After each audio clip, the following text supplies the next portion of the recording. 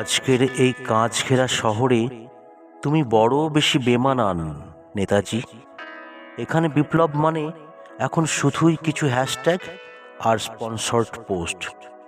এখানে দেশপ্রেমের সংজ্ঞা মাপা হয় গলার শির ফোলানো চিৎকারে।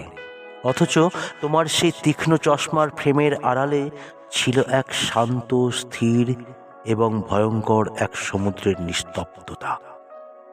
আমরা এখন বড্ড বেশি আপোষে অভ্যস্ত হয়ে গেছি।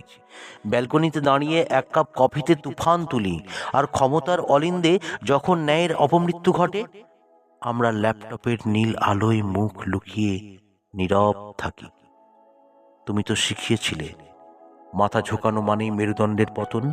তাই আজ যখনই কোনো মিছিলে মিথ্যে আশ্বাসের ধুলো ওড়ে, রাস্তার ধারের ভাঙা মূর্তির চোখগুলো ঠিক তোমার মতো জ্বলে ওঠে।